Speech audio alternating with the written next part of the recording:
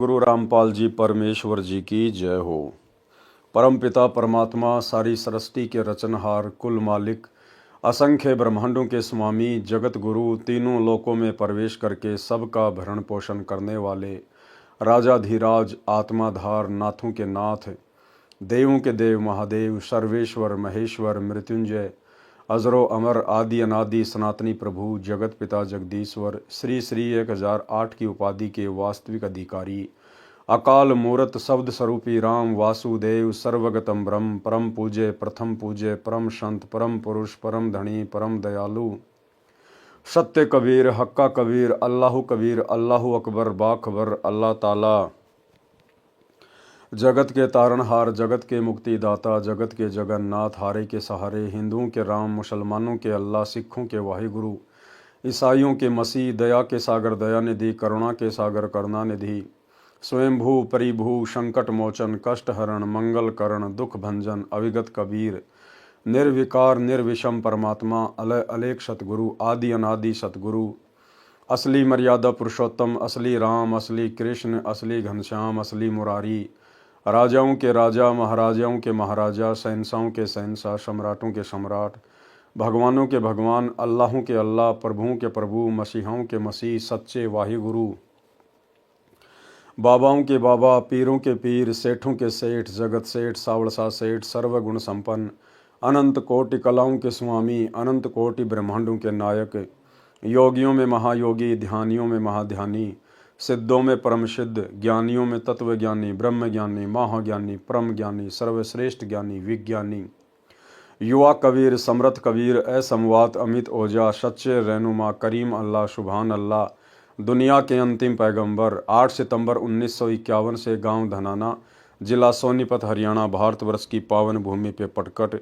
Real कल की भगवान, श्री नारायण साकार हरि, श्री बाबा साहिब, शब्द स्वरूपी राम, संत श्रोमणी सतगुरु रामपाल जी परमेश्वर जी के चरण कमल में साध संगति से जुड़े हुए हम सभी सतसेवक भाई बहनों का अनंत कोटि दंडवत प्रणाम।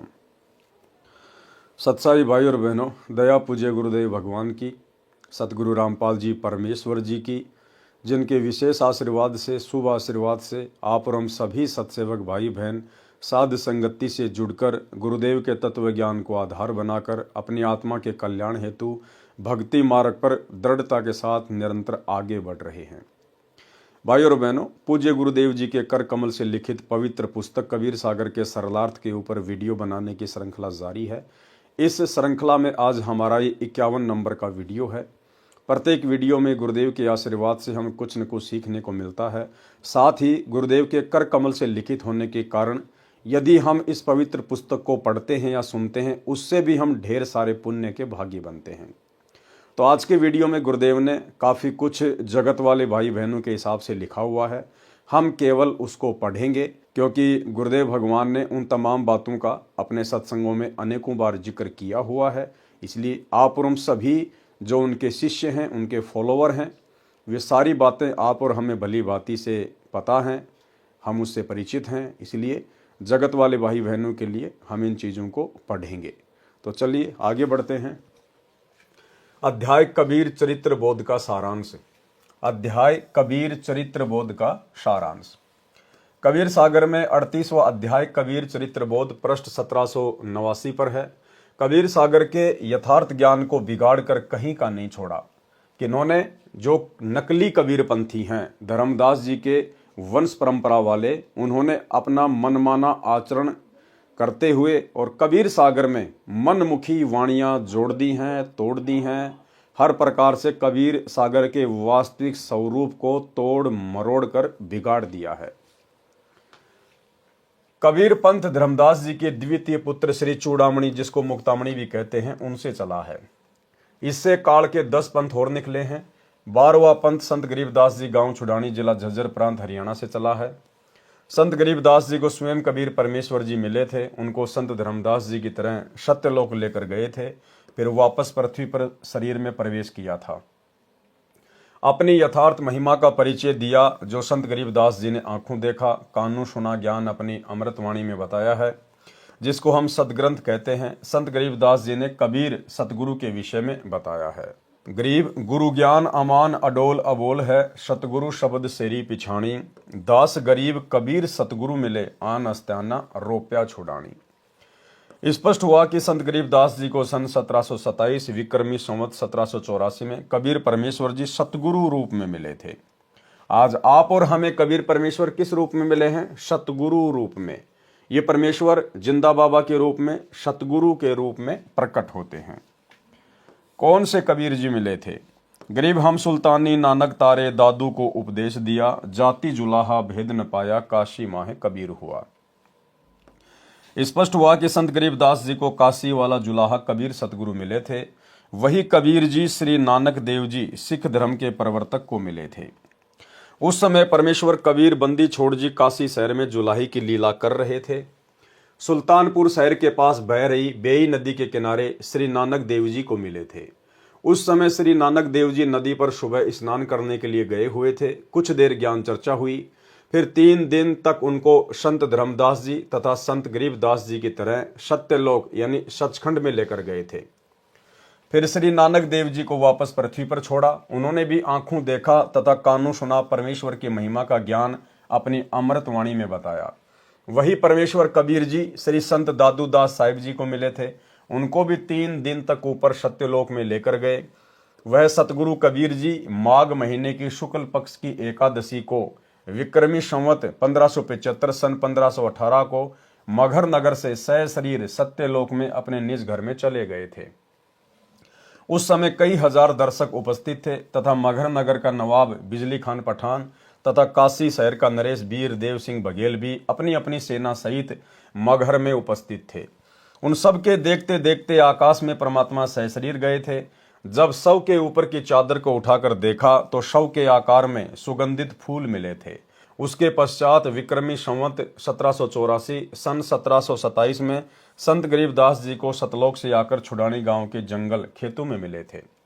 उस समय संत गरीबदास जी की आयु 10 वर्ष की थी। संत गरीबदास जी ने कहा है कि गरीब अजब नगर में ले गए मुझको सतगुरु आण, झिलके बिंब अगाध गति सूते चादर ताण। गरीब अलल पंख अनुराग है, सुन मंडल रहें थीर, दास गरीब उधारिया सतगुरु मिले कबीर। गरीब 16 संख पर सतगुरु का तकिया, गगन मंडल के जिंदा, हुक्म हिसाबी हम चल आए, काटन यम का फंदा। भावार्थ, संत गरीबदास जी ने बताया है कि सतगुरु कबीर जी मुझे सतलोक से आकर अजब नगर यानी अद्भुत नगर सत्यलोक में ले गए। वहां हम निश्चिंत होकर सोए, यानी उस परमात्मा तथा उस अमरलोक की महिमा सुनकर मैं निश्चिंत हो गया कि जो सत्य साधना परमेश्वर कबीर जी ने बताई है उससे उस सत्यलोक में चला जाऊंगा, जहां जाकर साधक फिर लौटकर संसार में नहीं आते। वहां पर जीव को वृद्ध अवस्था नहीं होती है, वहां जीव की कभी मृत्यु नहीं होती। इसी कबीर परमेश्वर ने धनी धर्मदास जी बांधवगढ़ वाले का उद्धार किया था।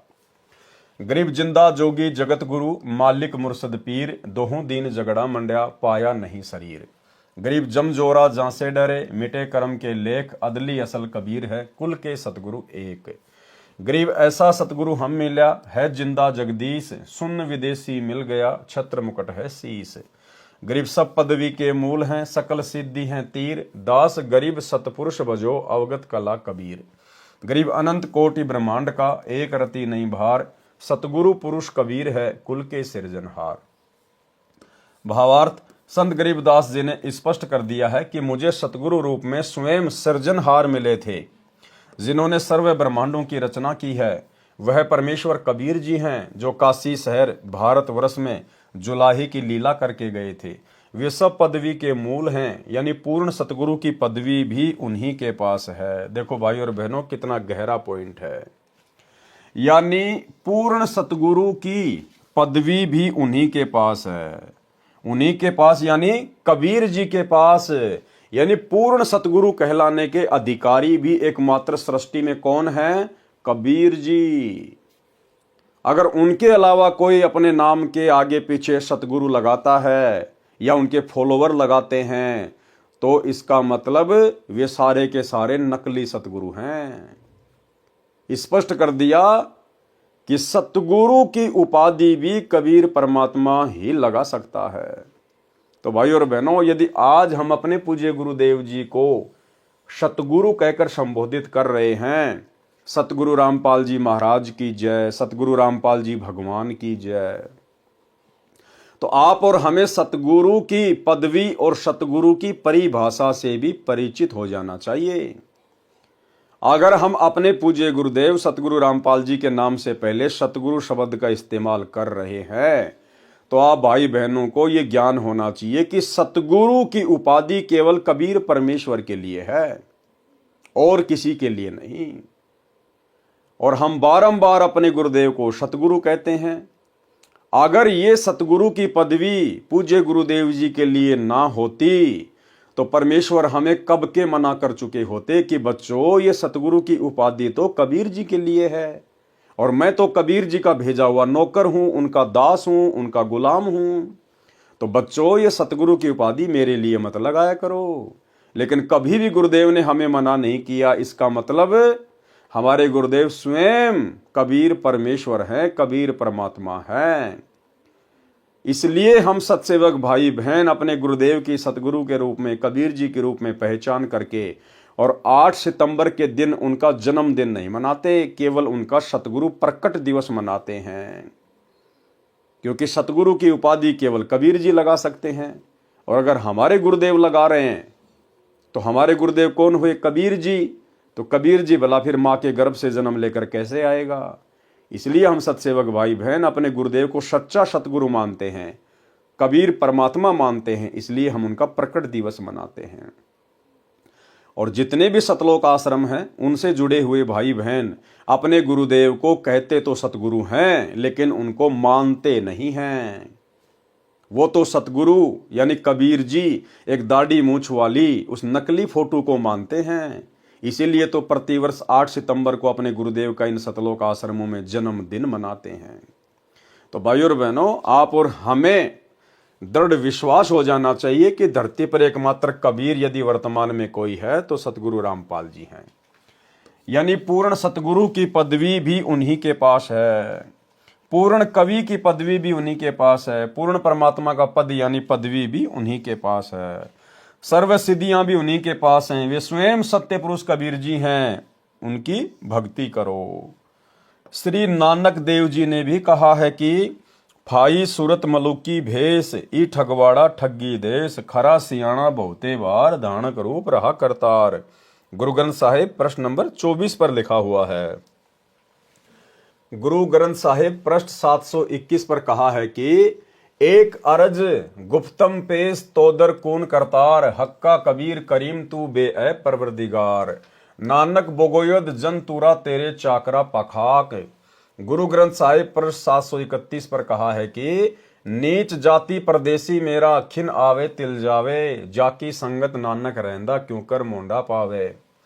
भावार्थ श्री नानक देव जी ने स्पष्ट कर दिया है कि जो धानक यानी जुलाहा कबीर है वही करतार यानी सृष्टि का रचनहार परवरदिगार यानी पालन करता है। वह नीच जाति वाला कभी तो ऊपर सतलोक में चला जाता है, कभी यहाँ पृथ्वी पर विचर रहा होता है। वह बहुत बुद्धिमान है, उसका बहुत भार है यानी समर्थ है। इस कारण से सबसे गुरु भारी है। गुरु माने वजनी भारी भी होता है, गुरु माने बड़ा तथा मार्गदर्शक अर्थ भी होता है। श्री संत दादू दास जी को भी परमेश्वर कबीर जी मिले थे। उन्होंने भी कहा है कि जिसने मुझे निज नाम वास्तविक भक्ति मंत्र दिया है वह मेरा गुरु है, वही सृजनहार है, अन्य कोई नहीं है। जिन मोको निज नाम दिया सोई सतगुरु हमार, दादू दूसरा कोई नहीं कबीर सृजनहार। संत धर्मदास जी बांधवगढ़ वाले ने भी कहा है, ज्ञान प्रकाश बोध पृष्ठ 57 481 से 59 483 पर प्रमाण है।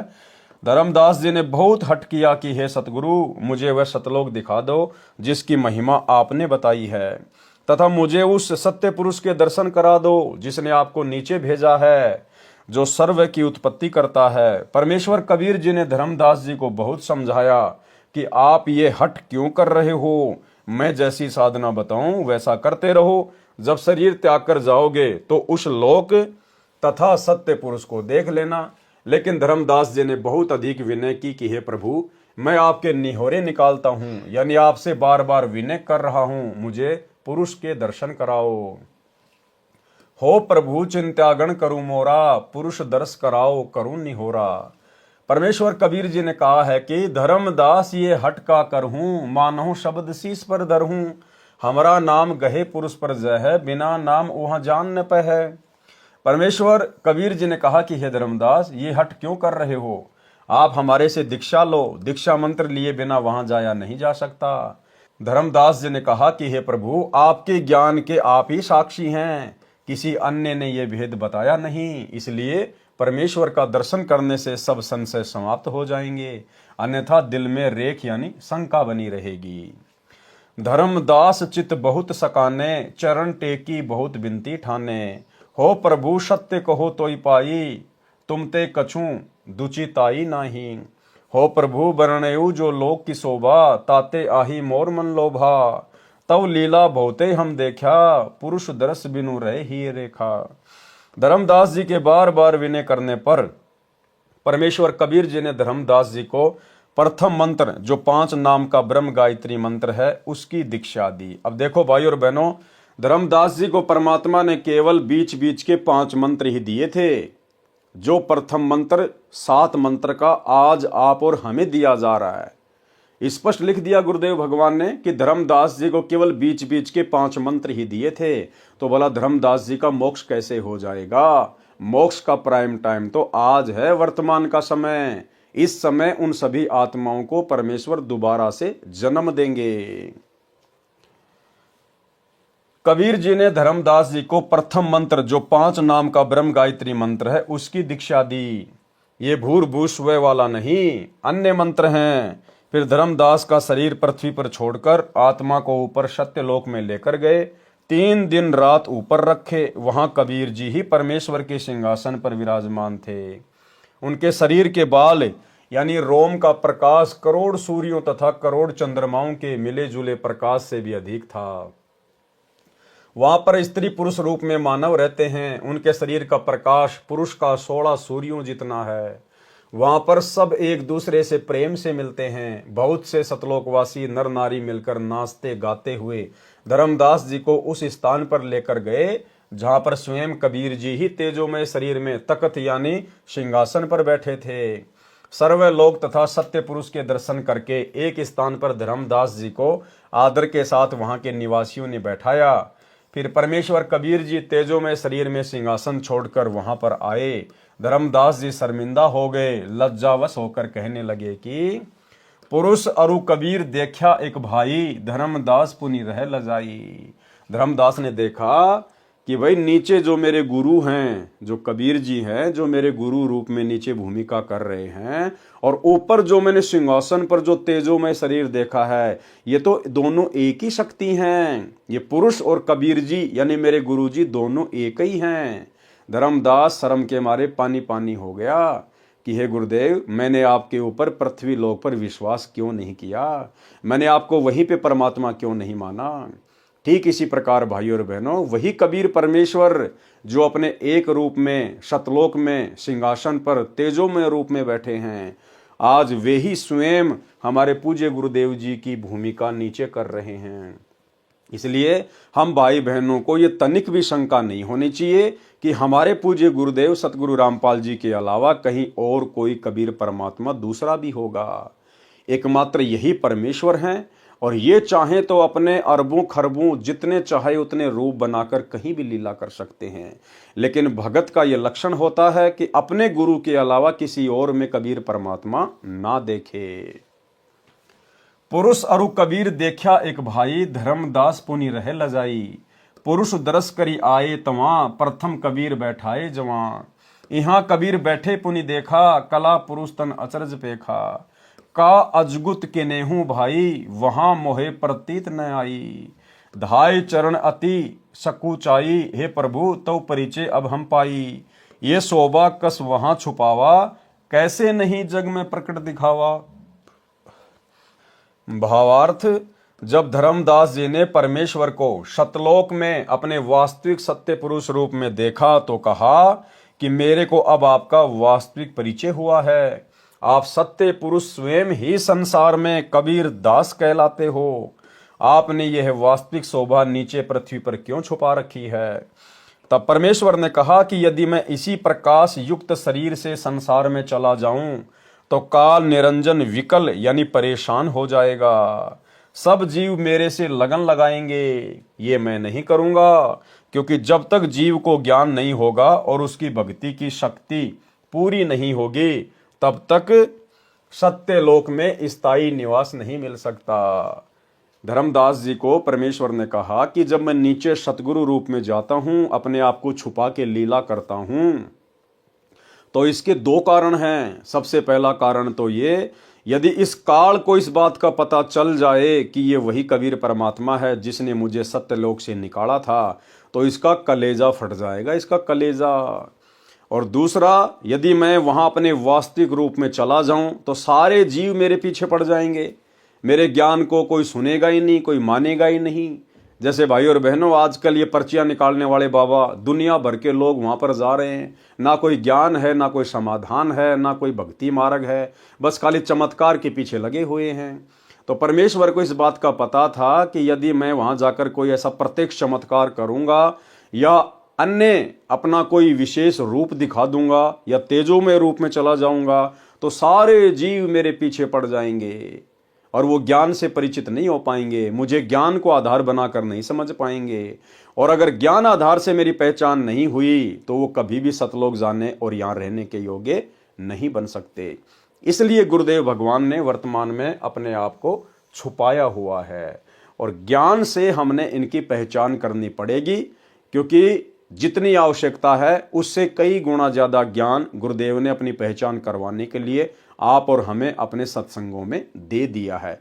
तो सौभाग्य है साथ संगति से जुड़े हुए भगत भाई बहनों का, जिन्होंने गुरु रूप में आए हुए कबीर परमात्मा की पहचान कर ली है। और उसके बाद जो नकली कबीर संसार में प्रचलित है, एक दाढ़ी मूंछ वाली फोटो, मुर्दा फोटो जिसको कबीर दास कहते हैं, उस फोटो को हम सभी सत्सेवक भाई बहनों ने अपने अपने घर से, दरबार से, लोकेट से हमने बिल्कुल बाहर निकाल फेंका है, क्योंकि हमने अपने गुरु को ही कबीर भगवान मान लिया है। इसलिए मैं वास्तविक यानी तत्व ज्ञान तथा सत्य भक्ति मंत्र बताने संसार में जाता हूं। जो मुझ पर विश्वास करके मंत्र जाप करेगा तो वह निश्चय मुक्ति प्राप्त करके इस लोक में आएगा। जो मुझ पर विश्वास करके, गुरुदेव कह रहे हैं कि जो मुझ पर विश्वास करेगा और मुझे कबीर मानकर यानी अपने गुरु को ही कबीर परमात्मा मान के जो भक्ति करेगा वही मोक्ष का अधिकारी होगा। तो ये मोक्ष के अधिकारी तो वर्तमान में केवल सत्सेवक भाई बहन हैं। बाकी सतलोक आश्रमों में तो ना जाने कितने परमात्मा हैं।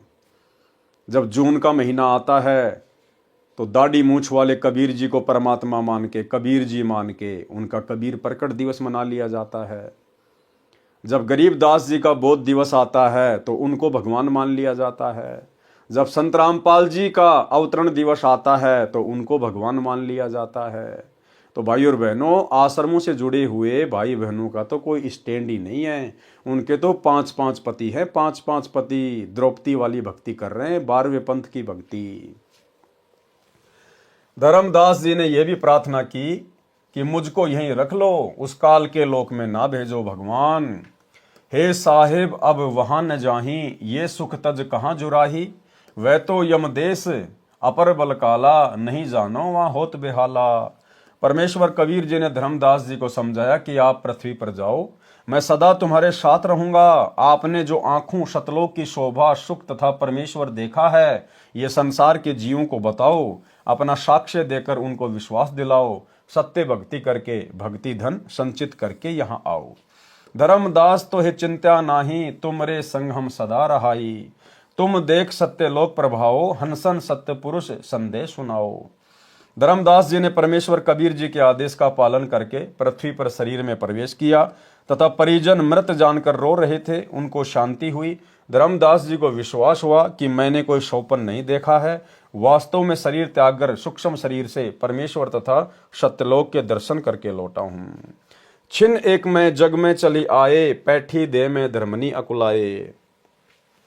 कई दिवस यहाँ मन नहीं लाग्या, जैसे गहरी नींद जन जागा। धर्मदास गए सतगुरु शरणा, बैठे काशी तारन तरना। परयूं चरण गही साहब केरा, करी बिनती सुख घनेरा। धन्य साहिब तुम सतपुरुष अरु सत्य पुरुष आप हो, तब लीला को लखे तुमरो अनंत प्रताप हो। त्रिदेव मुनि नारद कोई न पार तुम्हारा पाए हो, ता हंस के भाग सराइये जो शरण तुम्हारी आए हो। निर्गुण सरगुण अनादि तुम हो, अविगत अगम अथा, गुप्त भये जग में फिरो, को पावे तुमरो था। इस प्रकार उपरोक्त सर्व प्रत्यक्ष दृष्टा महापुरुषों ने स्पष्ट किया कि जो काशी में धानक यानी जुलाहे की भूमिका भी किया करता था वह स्वयं सत्य पुरुष है।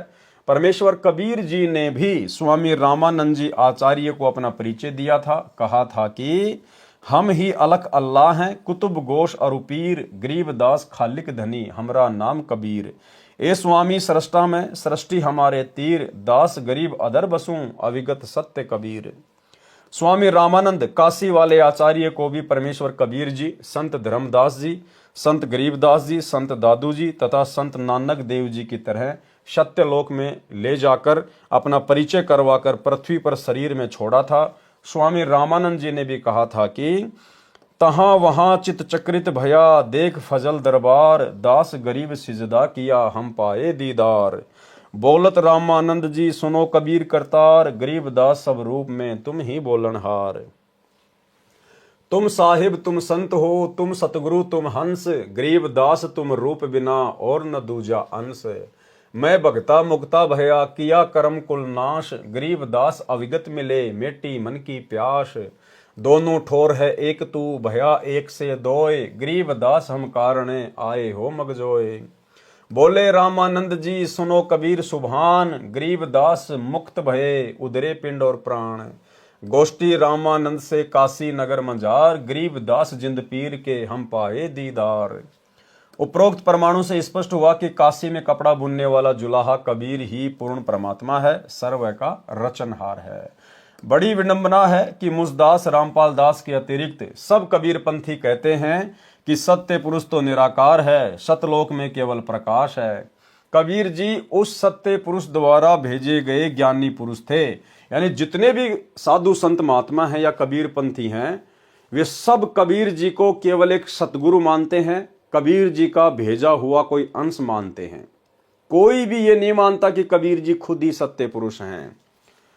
कबीर जी उस सत्य पुरुष द्वारा भेजे गए ज्ञानी पुरुष थे, यानी सतगुरु थे, वे सत्य पुरुष नहीं थे।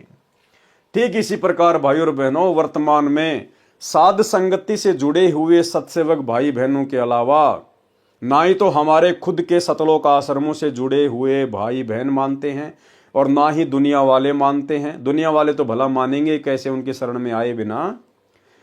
फिलहाल हमारे खुद के गुरु भाई बहन जो सतलोक आश्रमों से जुड़े हुए हैं, वो भी नहीं मानते कि सतगुरु रामपाल जी खुद ही सत्य पुरुष हैं। वे सतगुरु रामपाल जी को कबीर जी का अवतार मानते हैं, उनके द्वारा भेजा गया कोई हंस मानते हैं।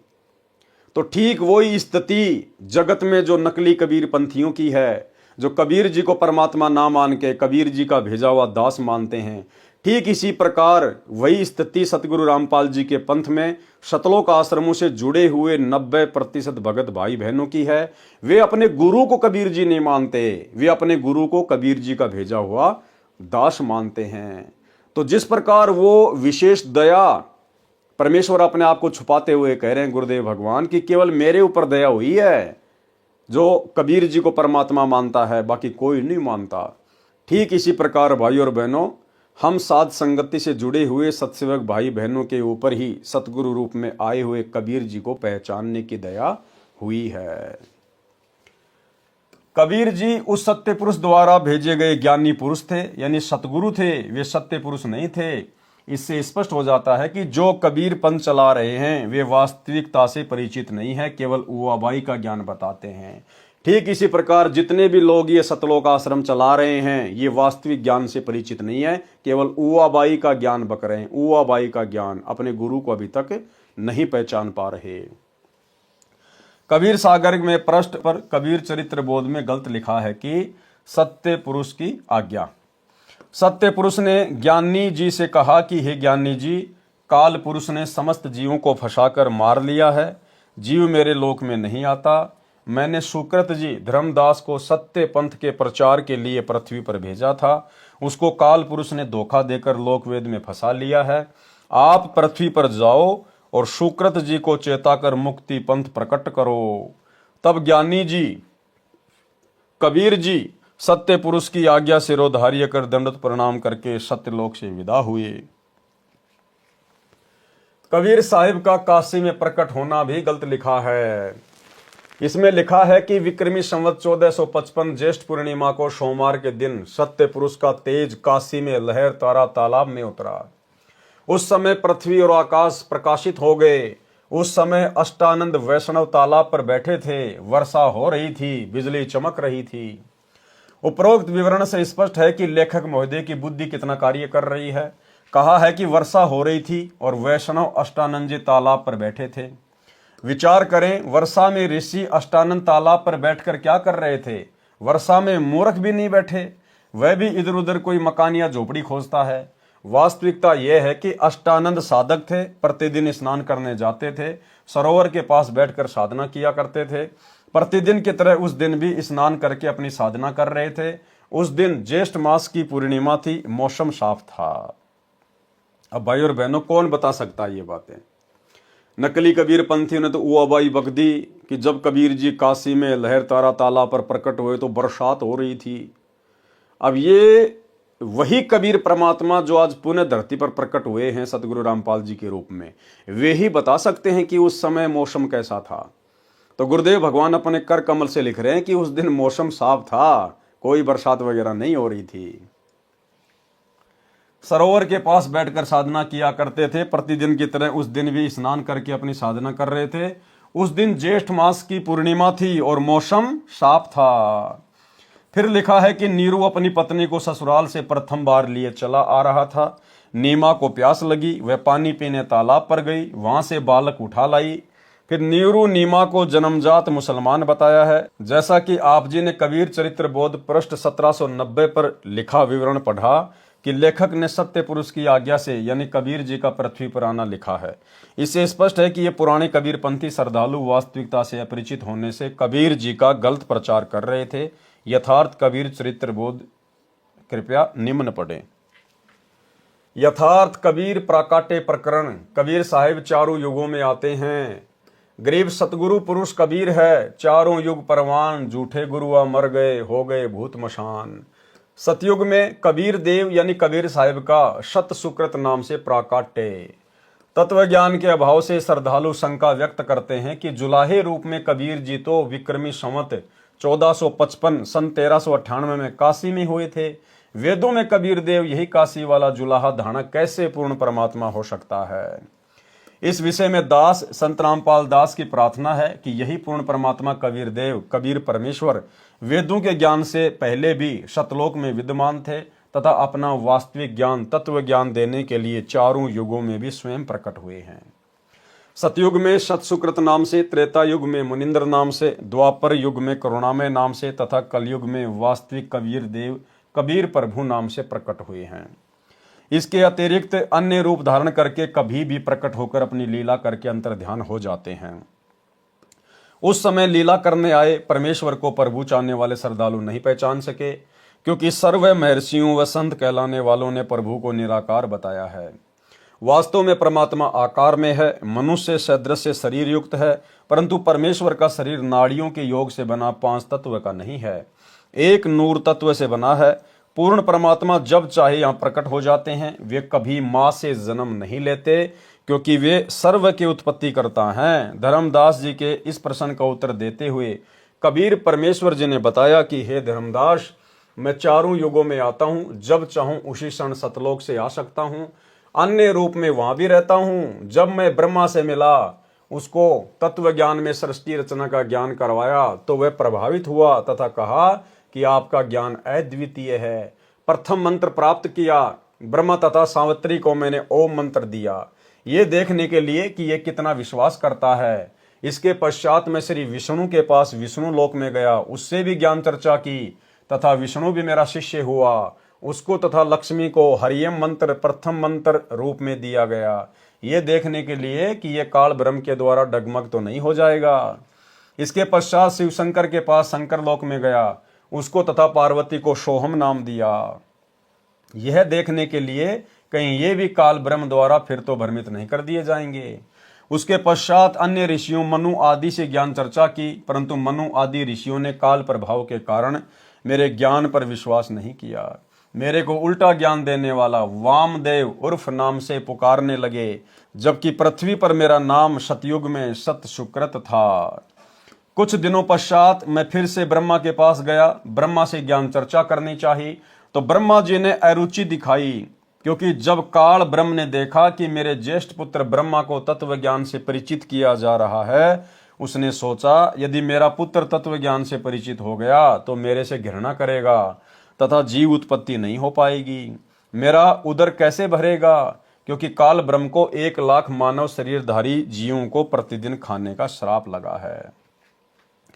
इसलिए काल ब्रह्म ने अपने ज्येष्ठ पुत्र ब्रह्मा की बुद्धि को परिवर्तित कर दिया। ब्रह्मा के मन में विचार भर दिए कि काल ब्रह्म ज्योति निरंजन ही पूज्य है, वह निराकार है, इससे भिन्न कोई अन्य परमात्मा नहीं है। जो तुझे ज्ञान दिया जा रहा है वह मिथ्या है। अब भाई और बहनों, तत्व ज्ञान क्या कहता है? क्योंकि गुरुदेव भगवान हमें कहते हैं कि तत्व भेद इक न्यारा रे साधु भाई, तत्व भेद इक न्यारा। एक होता है तत्व ज्ञान और एक होता है तत्व भेद। अब परमेश्वर यहां पर ऐसा क्यों लिख रहे हैं कि जब मैं दोबारा ब्रह्मा जी के पास गया तो काल ने उसकी बुद्धि में आकर उसको भ्रमित कर दिया और सतनाम नहीं लेने दिया। उसने मेरी बातों के ऊपर विश्वास नहीं किया। भाई और बहनों, असल में जिस समय कबीर परमात्मा दोबारा सतनाम देने के लिए ब्रह्मा जी के पास गए थे, या विष्णु के पास या शंकर के पास, और उन्होंने जो अरुचि दिखाई थी, वो अरुचि कबीर परमेश्वर की प्रेरणा थी। कबीर भगवान की प्रेरणा से उन्होंने सतनाम लेने में रुचि नहीं दिखाई, क्योंकि परमात्मा ने ब्रह्मा विष्णु महेश के माध्यम से इस काल के डमडमे को भी चलाना है। अन्यथा भगवान किसी को ज्ञान समझाए, और भगवान यदि चाहे कि मैं इस आत्मा को मेरा ज्ञान समझा के सतलोक लेके जाना चाहता हूं, भला फिर काल की क्या औकात है जो उस आत्मा को डगमग कर दे? अरे काल ने ब्रह्मा विष्णु महेश को तो सतनाम नहीं लेने दिया, उनको डगमग कर दिया। और आप और हमें काल डगमग नहीं कर पा रहा। आप और हमें सतनाम भी मिल गया, सार नाम भी ले रहे हैं, सार शब्द भी ले रहे हैं।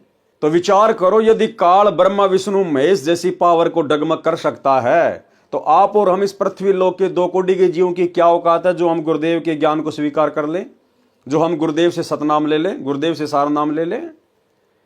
तो ये कबीर परमात्मा सतगुरु रामपाल जी खुद नहीं चाहते थे कि ब्रह्मा विष्णु महेश सतनाम लें। अन्यथा परमात्मा चाहे और जीव ना ले, काल की इतनी औकात है जो भ्रमित कर देगा परमात्मा के अंश को। लेकिन ये 21 ब्रह्मांड की सृष्टि भी यही कबीर परमात्मा सतगुरु रामपाल जी ही एक मैनेजमेंट के माध्यम से, एक सिस्टम के माध्यम से चला रहे हैं।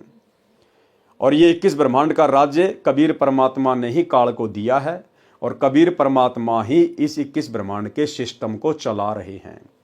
तो परमेश्वर ने केवल उनको एक एक नाम ही देना था, क्योंकि ब्रह्मा विष्णु महेश इस भक्ति रूपी पेड़ की टहनियां हैं, और परमेश्वर उनको एक एक मंत्र जाके दे के आ गए। और नीचे आकर परमात्मा ने फिर प्रथम मंत्र के माध्यम से वही मंत्र हमारे को दे दिए। तो जैसे ही हम उन मंत्रों का मर्यादा में रह के जाप करेंगे, तो हमारा तो ब्लूटूथ परमात्मा ने ऑन कर दिया, और हमारे से पहले परमात्मा ने उनका ब्लूटूथ ऑन कर दिया। जब हम उसी मंत्र का जाप करेंगे तो वो तुरंत प्रभावित होंगे। तो टहनियों से तो फिर फल लगते हैं। ब्रह्मा विष्णु में इसके माध्यम से तो गुरुदेव हमें यहाँ की सांसारिक सुविधा उपलब्ध करवाएंगे। इसलिए परमात्मा ने केवल उनको एक एक मंत्र तक ही सीमित रखना था। अन्यथा सारी सृष्टि का मालिक कबीर भगवान सतगुरु रामपाल जी चाहे और काल बीच में रोड़ा अटका दे, कभी नहीं अटका सकता। इसलिए ब्रह्मा विष्णु महेश को केवल परमात्मा ने एक एक मंत्र ही देकर छोड़ना था, उनको सतनाम की दीक्षा नहीं देनी थी। इसलिए काल ब्रह्म ने अपने ज्येष्ठ पुत्र ब्रह्मा की बुद्धि को परिवर्तित कर दिया। ब्रह्मा के मन में विचार भर दिए कि काल ब्रह्म ज्योति निरंजन ही पूज्य है, वह निराकार है, इससे भिन्न कोई अन्य परमात्मा नहीं है। जो तुझे ज्ञान दिया जा रहा है वह मिथ्या है। ये अग्नि ऋषि जो तेरे पास आया है वह अज्ञानी है, इसकी बातों में नहीं आना। हे धर्मदास, ब्रह्मा ने काल ब्रह्म के प्रभाव से प्रभावित होकर मेरे ज्ञान को ग्रहण नहीं किया, तथा हे ऋषिवर, जो ज्ञान आप बता रहे हो यह अप्रमाणित है, इसलिए विश्वास के योग्य नहीं है। वेदों में केवल एक परमात्मा की पूजा का विधान है, उसका केवल एक ओम ही जाप करने का है। मुझे पूर्ण ज्ञान है, मुझे आपका ज्ञान अस्वीकार्य है। हे धर्मदास, मैंने बहुत कोशिश की ब्रह्मा को समझाने की तथा बताया कि वेद ज्ञान दाता ब्रह्म किसी अन्य पूर्ण ब्रह्म के विषय में कह रहा है। उसकी प्राप्ति के लिए तथा उसके विषय में तत्व से जानने के लिए किसी तत्वदर्शी संत धीरणाम की खोज करो, फिर उनसे वह तत्व ज्ञान सुनो।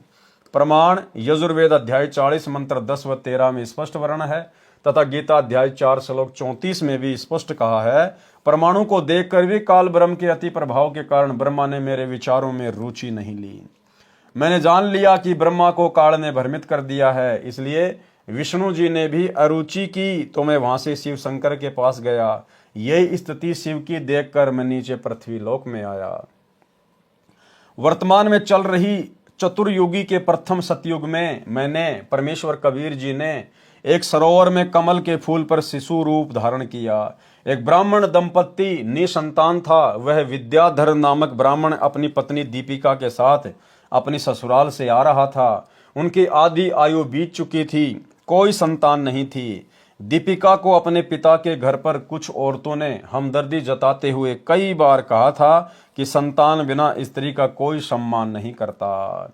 अब ये विद्याधर नाम का ब्राह्मण सतयुग में कौन था भाई और बहनों? जो ब्राह्मण कुल में था और जिसने कबीर परमात्मा का सतसुकृत नाम रखा था और अपने पुत्र की तरह पालन पोषण किया था। 650 साल पहले जो पंडित रामानंद जी थे वही सतयुग में विद्याधर नाम के ब्राह्मण थे। आगे गुरुदेव बता रहे हैं, एक संतान तो होनी चाहिए। इन बातों को याद करके दीपिका रो रही थी। और ये दीपिका कौन थी भाई और बहनों? सतयुग में जिसने कबीर परमात्मा का पालन पोषण किया था 650 साल पहले कमाली, ये जो कमाली की जो आत्मा थी वो सतयुग में दीपिका नाम की ब्राह्मणी थी तथा शुभ की लेकर अपने इष्ट शिव जी से संतान की प्रार्थना कर रही थी। विचार कर रही थी कि वह वृद्ध अवस्था में हमारी उंगली पकड़ने वाला भी नहीं है, वह समय कैसे बीतेगा। इतने में एक सरोवर दिखाई दिया, प्यास लगी थी। वे सरोवर पर विश्राम हेतु रुके। वहां एक नवजात शिशु को कमल के फूल पर प्राप्त करके अति प्रसन्न हुए। उसे परमेश्वर शिव की कृपा से प्राप्त जानकर घर ले आए। एक अन्य ब्राह्मण से नाम रखवाया, उसने मेरा नाम सतसुकृत रखा। मेरी प्रेरणा से कंवारी गायों ने दूध देना प्रारंभ किया। उनके दूध से मेरी परवरिश की लीला हुई। गुरुकुल में शिक्षा की लीला की। ऋषि जी जो वेद मंत्र भूल जाते थे तो मैं खड़ा होकर पूरा करता था। ऋषि जी वेद मंत्रों का गलत अर्थ करते, मैं विरोध करता। इस कारण से मुझे गुरुकुल से निकाल दिया। सतयुग में परमात्मा ने एक ब्राह्मण दंपत्ति के माध्यम से अपनी परिवरिश की लीला पूरी करवाई। उस ब्राह्मण दंपत्ति ने परमेश्वर को पढ़ाई के लिए गुरुकुल में भेज दिया, क्योंकि ब्राह्मणों के बच्चों को गुरुकुल में एडमिशन दिया जाता था। अब वहां पर जो ब्राह्मण जो गुरु थे वो जो वेदों का गलत अर्थ करके बताया करते, तो कबीर परमात्मा बाल रूप में तुरंत खड़े होके पंडितों को बताया करते कि पंडित जी इसका अर्थ ऐसा नहीं है। या अन्य जो साथी लोग थे जो वेद मंत्रों का गलत अर्थ करते तो वे उनको भी समझाया करते थे। इस कारण से वो सारे के सारे गुरुकुल वाले परमेश्वर से दुखी होकर उनको गुरुकुल से बाहर निकाल दिए। भाई और बहनों, बहुत सारे भाई बहन दास के पास में शंका जाहिर करते हैं कि हमारे बच्चे स्कूल में जाते हैं और हमारे बच्चों को गायत्री मंत्र बुलवाया जाता है, ओम भूर्भुवस्सुवः तत्सवितुर्वरेण्यं भर्गो देवस्य धीमहि धियो यो न प्रचोदयात्। तो हमारे बच्चे वो गायत्री मंत्र बोलें या ना बोलें? तो शंका का समाधान गुरुदेव के कर कमल से। भाई और बहनों, जो भूमिका गुरुदेव भगवान ने निभाई गलत है तो गलत, गलत का समर्थन हम नहीं कर सकते। आपके बच्चों को चाहिए कि स्कूल में गायत्री मंत्र से पहले ओम शब्द का उच्चारण ना करें और अन्य लोगों को भी समझाने का प्रयास करें कि जो गायत्री मंत्र स्कूल में बोला जा रहा है ये वेद विरुद्ध है, ये गलत है। यजुर्वेद अध्याय 36 का यह मंत्र नंबर 3 है, आप जी देख सकते हैं। और यदि कोई नहीं मानता है तो वो तो उसके ऊपर निर्भर करता है। लेकिन भगत के बच्चों ने ना ही तो वेद मंत्र को ओम शब्द लगाकर बोलना है और ना ही किसी भी प्रकार से कोई सहयोग करना है। और यदि बच्चा नहीं बोलता है, टीचर यदि उसको डांटते हैं, धमकाते हैं या स्कूल से बाहर निकालते हैं, तो भाई और बहनों, आप जी उसकी कंप्लेंट कर सकते हो। आप इस विषय को एक मुद्दा बना सकते हो मीडिया वालों के सामने कि हमारे बच्चे को स्कूल से क्यों निकाला गया। हमारा बच्चा वेद मंत्र को गलत तरीके से नहीं बोलेगा, क्योंकि ये जो मंत्र है यजुर्वेद अध्याय 36 का मंत्र 3 है। आप जी वेद मंगाकर देख लीजिए, किसी भी वेद को कौन से वेद में लिखा हुआ है, तो आप इसको एक मुद्दा बना सकते हो अगर चाहो तो, यदि आप सक्षम हैं तो। और बच्चे को तो बिल्कुल भी ओम के साथ में वो मंत्र नहीं बोलना है, बिल्कुल नहीं बोलना है। ओम के अलावा वो मंत्र बोल सकता है। तो ये आप लोगों की शंका का समाधान है। पृथ्वी पर घूमकर मैंने बहुत से ऋषियों से ज्ञान चर्चा की, परंतु शास्त्र विरुद्ध ज्ञान पर आधारित होने के कारण किसी भी ऋषि महर्षि ने ज्ञान सुनने की चेष्टा ही नहीं की। महर्षि मनु से भी मेरी वेद ज्ञान पर चर्चा हुई। महर्षि मनु ने ब्रह्मा जी से ही ज्ञान ग्रहण किया था। महर्षि मनु जी ने मुझे उल्टा ज्ञान देने वाला बताया तथा मेरा उपनाम वामदेव रख दिया। मैंने महर्षि मनु व अन्य ऋषियों से यहाँ तक कहा कि वह पूर्ण परमात्मा मैं ही हूँ। उन्होंने मेरा उपास किया तथा कहा, आप यहाँ हैं तो आपका सतलोक तो आपके बिना सुनसान पड़ा होगा। वहां सतलोक में जाने का क्या लाभ, वहां गए प्राणी तो अनाथ हैं। मैंने कहा, मैं ऊपर भी विराजमान हूं। तब मनु जी सहित सर्व ऋषियों ने ठाका लगाकर कहा कि फिर तो आपका नाम वामदेव उचित है। वामदेव का अर्थ है कि 2 स्थानों पर निवास करने वाला भी है। वाम अक्सर 2 का बोधक है। इस प्रकार उन ज्ञानहीन व्यक्तियों ने मेरे तत्व ज्ञान को ग्रहण नहीं किया। वामदेव का प्रमाण शिव पुराण पृष्ठ 606, 607 कैलाश संहिता प्रथम अध्याय में है। बहुत से प्रयत्न करने पर कुछ पुण्यात्माओं ने मेरा उपदेश ग्रहण किया। मैंने सौसों वेद कबीर वाणी की रचना की, जिसकी काल द्वारा प्रेरित ज्ञानहीन ऋषियों ने बहुत निंदा की तथा जनता से इसे न पढ़ने का आग्रह किया। सतयुग के प्राणी मुझे केवल एक अच्छा कवि ही मानते थे। इस कारण से सतयुग में बहुत ही कम जीवों ने मेरी शरण ग्रहण की।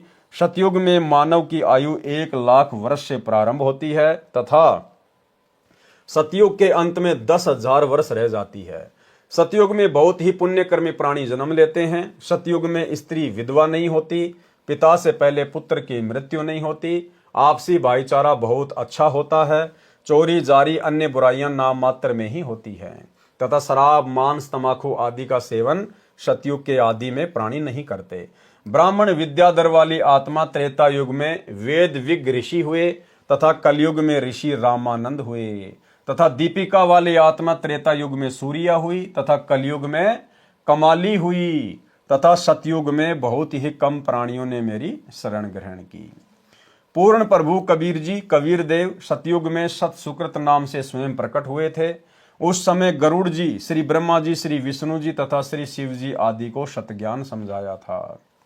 आदि अंत हमरे नाही, मध्य मिलावा मूला, ब्रह्मा को ज्ञान सुनाया, घर घर पिंडा स्थूला। श्वेत भूमि को हम गए जहां विशंबर नाथ, हरियम हीरा नाम दे अष्ट कमल दल स्वाति। हम बैरागी ब्रह्म पद सन्यासी महादेव, सो हम नाम दिया शंकर को करे हमारी सेव। इस प्रकार सतयुग में परमेश्वर कबीर देव जी जो सतसुकृत नाम से आए थे, उस समय के ऋषियों व साधकों को वास्तविक ज्ञान समझाया करते थे, परंतु ऋषियों ने स्वीकार नहीं किया। सतसुकृत जी के स्थान पर परमेश्वर को वामदेव कहने लगे। इसलिए यजुर्वेद अध्याय 12 मंत्र 4 में विवरण है कि यजुर्वेद के वास्तविक ज्ञान को वामदेव ऋषि ने सही जाना तथा अन्य को समझाया। ये है वो मंत्र। ये मंत्र लिखा है गुरुदेव भगवान ने। यह यजुर्वेद अध्याय 12 मंत्र 4 की फोटोकॉपी है, जिसका अनुवाद महर्षि दयानंद सरस्वती ने किया है तथा सार्वदेशिक आर्य प्रतिनिधि सभा दिल्ली द्वारा छपवाया गया है। इसमें स्पष्ट है कि वेदों के ज्ञान को वामदेव ऋषि ने ठीक से समझा तथा अन्य को समझाया। पवित्र वेदों के ज्ञान को समझने के लिए कृपया विचार करें। वेदों में कबीर देव अर्थात कबीर परमेश्वर का प्रमाण। पवित्र वेदों में प्रवेश से पहले प्रभु जानकारी के लिए पवित्र चारों वेद प्रमाणित शास्त्र हैं। पवित्र वेदों की रचना उस समय हुई थी जब कोई अन्य धर्म नहीं था, इसलिए पवित्र वेदवाणी किसी धर्म से संबंधित नहीं है, केवल आत्म कल्याण के लिए है। इनको जानने के लिए निम्न व्याख्या बहुत ध्यान तथा विवेक के साथ पढ़नी तथा विचारनी होगी। प्रभु की विस्तृत तथा सत्य महिमा वेद बताते हैं। अन्य शास्त्र श्री गीता जी व चारों वेदों तथा पूर्वोक्त प्रभु प्राप्त महान संतों तथा स्वयं कबीर साहिब जी की अपनी पूर्ण परमात्मा की अमृत वाणी के अतिरिक्त अन्य किसी ऋषि साधक की अपनी उपलब्धि है, जैसे 6 शास्त्र, 11 उपनिषद तथा सत्यार्थ प्रकाश आदि। यदि ये वेदों की कसौटी में खरे नहीं उतरते हैं तो यह संपूर्ण ज्ञान नहीं है। पवित्र वेद तथा गीता जी स्वयं काल प्रभु ब्रह्मदत्त हैं, जिनमें भक्ति विधि तथा उपलब्धि दोनों सही तौर पर वर्णित है। इनके अतिरिक्त जो पूजा विधि तथा अनुभव हैं वह अधूरा समझें। यदि इन्हीं के अनुसार कोई साधक अनुभव बताए तो सत्य जाने, क्योंकि कोई भी प्राणी प्रभु से अधिक नहीं जान सकता। वेदों के ज्ञान से पूर्वोक्त महात्माओं का विवरण सही मिलता है। इससे सिद्ध हुआ कि वे सर्व महात्मा पूर्ण थे। पूर्ण परमात्मा का साक्षात्कार हुआ है तथा बताया है वह परमात्मा कबीर साहिब कबीर देव है। वही ज्ञान चारों पवित्र वेद तथा पवित्र गीता जी भी बताते हैं। कलयुगी ऋषियों ने वेदों का टीका भाषा भाषे ऐसे कर दिया जैसे कहीं दूध की महिमा कही गई हो और जिसने कभी जीवन में दूध देखा ही न हो और वह अनुवाद कर रहा हो वह ऐसे करता है। पौष्टिकाहार असी, पेय पदार्थ असी, स्वेदसी, अमृत उपमा सर्वा, मनुष्यानाम पेयाम शय दुग्धसी। पौष्टिक आहार यानी इसका फिर वर्णन किया है गुरुदेव भगवान ने, भावार्थ किया है। यदि कोई सफेद पीने का तरल पदार्थ है जो अमृत समान है, बहुत पौष्टिक है, सब मनुष्यों के पीने योग्य है, वह स्वयं तरल है। फिर कोई पूछे कि वह तरल पदार्थ कहाँ है, उत्तर मिले वह तो निराकार है, प्राप्त नहीं हो सकता। यहाँ पर दुग्ध को तरल पदार्थ लिख दिया जाए तो उस वस्तु दूध को कैसे पाया हुआ जाना जाए जिसकी उपमा ऊपर की है। यहाँ पर दुग्ध को दूध लिखना था जिससे पता चले कि वह पौष्टिक आहार दूध है। फिर व्यक्ति दूध नाम से उसे प्राप्त कर सकता है। विचार, यदि कोई कहे दुग्ध को दूध कैसे लिख दिया, यह तो वाद विवाद का प्रत्यक्ष प्रमाण ही हो सकता है। जैसे दुग्ध का दूध अर्थ गलत नहीं है, भाषा भिन्न होने से हिंदी में दूध तथा क्षेत्रीय भाषा में दूधू लिखना भी संस्कृत भाषा में लिखे दुग्ध का ही बोध है। जैसे पलवल शहर के आसपास के ग्रामीण परवर कहते हैं। यदि कोई कहे कि परवर को पलवल कैसे सिद्ध कर दिया, मैं नहीं मानता, यह तो व्यर्थ का वाद विवाद है। ठीक इसी प्रकार कोई कहे कि कबीर देव को कबीर परमेश्वर कैसे सिद्ध कर दिया, यह तो व्यर्थ का वाद विवाद ही है। जैसे यजुर्वेद है, यह एक धार्मिक पवित्र पुस्तक है जिसमें प्रभु की यज्ञ स्तुतियों की ऋचाएं लिखी हैं तथा प्रभु कैसा है, कैसे पाया जाता है, सब विस्तृत वर्णन है। अब पवित्र यजुर्वेद की महिमा कहें कि प्रभु की यज्ञ स्तुतियों की ऋचाओं का भंडार है, बहुत अच्छी विधि वर्णित है, एक अनमोल जानकारी है। और यह लिखे नहीं कि वह यजुर्वेद है, अपितु यजुर्वेद का अर्थ लिख दे कि यज्ञ स्तुतियों का ज्ञान है, तो उस वस्तु पवित्र पुस्तक को कैसे पाया जा सके। उसके लिए लिखना होगा कि वह पवित्र पुस्तक यजुर्वेद है जिसमें यज्ञ ऋचाएं हैं। अब यजुर्वेद की संधि विच्छेद करके लिखें, यजुर प्लस वेद भी वही पवित्र पुस्तक यजुर्वेद का ही बोध है। यजु प्लस वेद भी वही पुस्तक यजुर्वेद का ही बोध है जिसमें यज्ञ स्तुतियों की ऋचाएं हैं। उस धार्मिक पुस्तक को यजुर्वेद कहते हैं। ठीक इसी प्रकार चारों पवित्र वेदों में लिखा है कि वह कबीर देव कबीर परमेश्वर है जो सर्वशक्तिमान जगत पिता, सर्व सृष्टि रचनहार, कुल मालिक तथा पाप विनाशक व काल की कारागार से छुटवाने वाला अर्थात बंदी छोड़ है। इसको कबीर प्लस देव लिखें तो भी कबीर परमेश्वर का बोध है, कवि प्लस देव लिखें तो भी कबीर परमेश्वर अर्थात कबीर प्रभु का ही बोध होता है। इसलिए कबीर देव उसी कबीर साहिब का ही बोध करवाता है। सर्वशक्तिमान, अजर अमर, सर्व ब्रह्मांडों का रचनहार, कुल मालिक है, क्योंकि पूर्वोक्त प्रभु प्राप्त संतों ने अपनी अपनी मातृभाषा में कबीर को कबीर बोला है तथा वेद को वेद बोला है।